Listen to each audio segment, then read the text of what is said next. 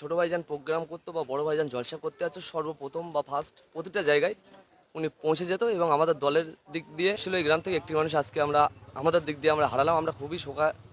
এখানে যা মিটিং মিছিল হয়েছে সব জায়গায় আমরা দেখি, এখন কিচ্ছু করার নেই। আল্লাহ দেখেছে, উনি চলে গেছে। আমারও কবে ডাকছে আল্লাহ, আমারও দেখতে হবে।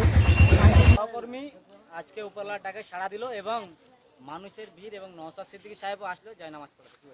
দেখুন, এই পৃথিবীর বুকে যতই নবস এসছে সবারই একদিন মৃত্যু হবে। আজকে আমাদের এক সহকর্মী, আমরা খুবই আন্তরিক দুঃখিত, কারণ আমাদের সব জায়গায় যেখানে ছোট ভাইজান প্রোগ্রাম করতো বা বড় ভাইজান জলসা করতে যাচ্ছে সর্বপ্রথম বা ফার্স্ট প্রতিটা জায়গায় উনি পৌঁছে যেত এবং আমাদের দলের দিক দিয়ে খুবই আমাদের হেল্প করতো। ওরকম মুরব্বী লোক খুবই কম খুঁজে পাওয়া যায় দলের ক্ষেত্রে।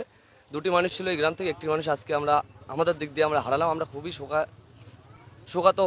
এমনকি অবস্থায় আমাদের এমএলএ নওশাদ সিদ্দিকী ভাইজানও এসেছিল, কারণ উনি দলের মধ্যে, আমরা পশ্চিমবাংলার মধ্যে এই গ্রাম থেকে দুটি ওইরকম মুরব্বী লোক পেয়েছিলাম। ওইরকম মুরব্বী লোক আমাদের দলের মধ্যে ছিল না। এই গ্রাম থেকে যিনি ছিল তিনি আজকে মারা গেল। এই মাটি বর্ষণ হচ্ছে এবং সাথে সাথে আজকে বিধায়ক নওশাদ সিদ্দিকী এসেছিল, জায়নামাজে শরীক হলো এবং ওনার কাজ ছিল, উনি চলে গেছেন।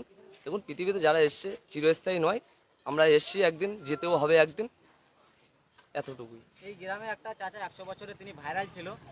অনেকে অভিযোগ করছে সেই চাচা নাকি ইন্তেকাল করেছে। কি বলবেন, একটু যদি জানিয়ে দিতেন সেই চাচা কি? দেখুন, উনি দুজনা ছিল এই গ্রামে দুজন ছিল এবং একজন মারা গেল শুনেছি, শরীর অসুস্থ ছিল, তারপরেও বাজার করতে গেছিল। ওখান থেকে আসার পথে সাইকেল নিয়ে যাচ্ছিল, পড়ার পরে ওনার ওখানেই ইন্তেকাল হয়। বললাম তো, একজন আছে এখনো, একজন আছে আমাদের সঙ্গে, একটা মুরব্বী, এবং একটাকে আমরা হারালাম।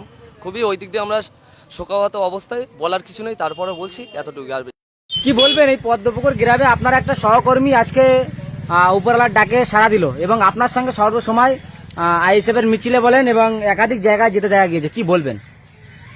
আমার সঙ্গে উনি সবসময় থাকতো, যেখানে যাহা জাতি হতো আমার সঙ্গে উনি যেত। আর উনি যেখানে বলছেন আমিও যেতাম। বলা এর মতো দুঃখ আর কোনো জায়গায় নেই। একটু সকাল আমার সঙ্গে কথা, তাহলে কোথায় যাচ্ছি, যা একটা কথায় উত্তর দেবে না, চলে গেল সংসার।